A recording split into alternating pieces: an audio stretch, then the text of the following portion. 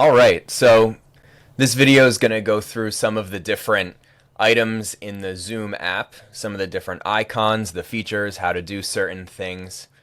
So, first thing that I should mention is that it really depends on what device you're using with Zoom that will determine the different layout and where things are located in the app. So, right now I'm on a Windows computer. So if you're on a Windows computer yourself, your layout will probably look something like this when you're in a Zoom meeting. But if you're on a different device, especially if it's something like an iPad or a mobile device, the layout will be different and the buttons will be in different places. So for example, on the iPad, they have sort of a more simplified layout where you can get to most of these options, but it might be in a little bit of a different place. First thing I want to mention is that right now I'm in this meeting with my friend here. And also right now I have this in gallery view. There are two different views you can have in Zoom. There's gallery view and speaker view. So there's this button right here in the upper right, and you can toggle between these two views. So if I click on this and go to speaker view, it will show somebody else if I'm the only person talking, but if there are multiple people in the room, it will show whoever is speaking at that moment. So if we had 5 different people in this Zoom meeting and one person was speaking, they would show up here and then everybody else would be up in this bar here.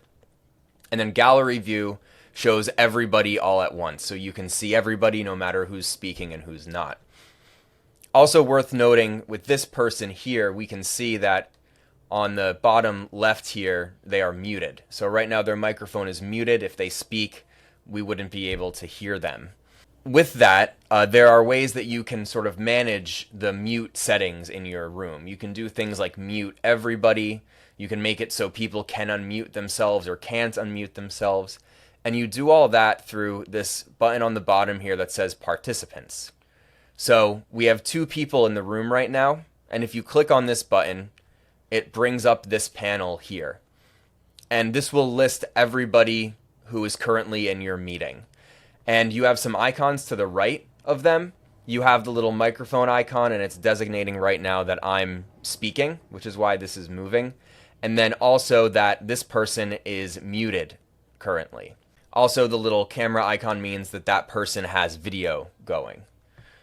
So if you hover over somebody, you have some options. So let's take this person, for example. If we hover over them, we have this unmute option, and then we also have this more button.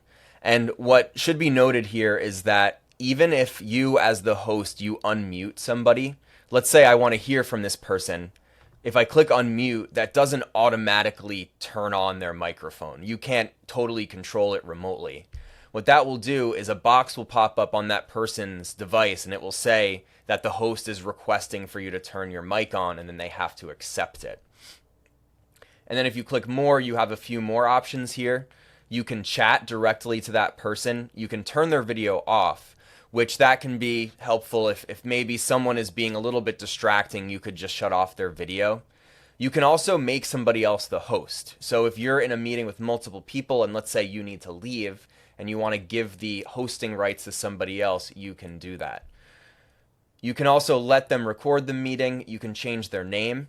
You can put the person in the waiting room, which I'll get to in a minute.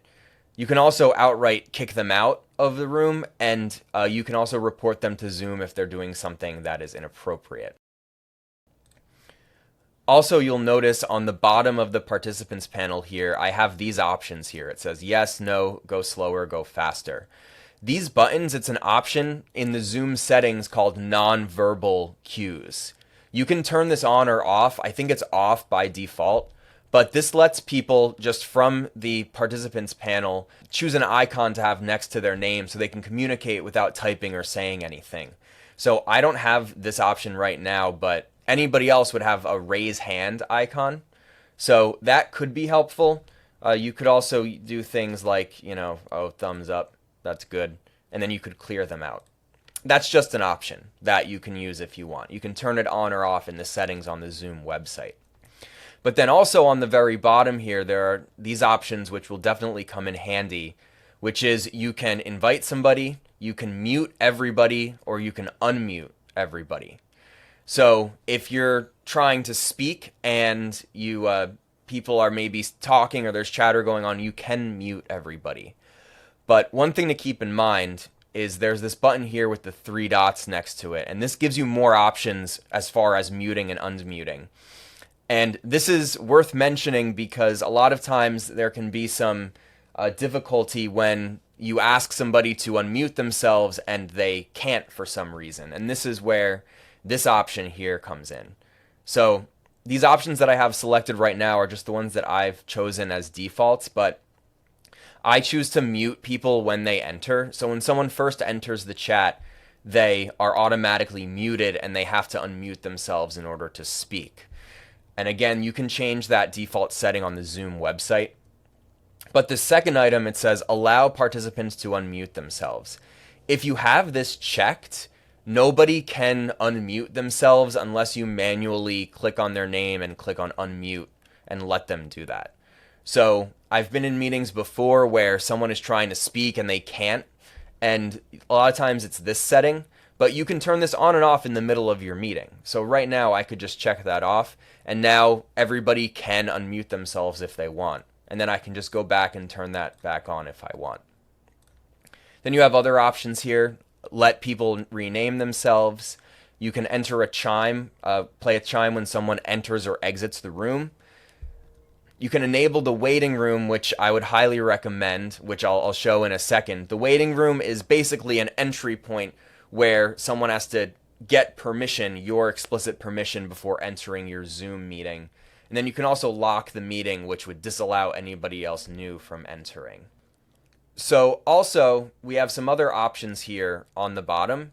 And usually when I'm in a Zoom meeting, I like to have two of these extra windows open. One is the participants. I like to see who's in the room. And the other is the chat. So if you click on the chat, you can have both open at the same time. You have the participants up here, and you have the chat down here. And in the chat, people can communicate by typing messages to each other. And just like up here, where you click on the button with three dots to change the settings, you can do the same in the chat. So there's this button here with the three dots. So by looking at these options, you can choose who people can chat with. You can have it set so that nobody can chat with anybody, that people can only chat with you, the host. And then the next option, which is cut off, it says everyone publicly, which means there's a public chat that anybody can use. Then also there's everyone publicly and privately, which means there's a public chat that anybody can use, and individuals can send messages to each other privately. With that, that's at your discretion if you want to enable the private chatting. One of the only drawbacks with that is if you're saving the chat transcript, those private messages will not get saved, and you will not be able to see what other people are saying to each other. So for now, I have this set to host only, so people can only chat directly to me. So let's see what it's like when someone enters this room. So I have the waiting room enabled right now, and I have on my iPad, I'm about to join with another account. Okay, so on my iPad, I just joined. On my iPad, it says, please wait, the meeting host will let you in soon.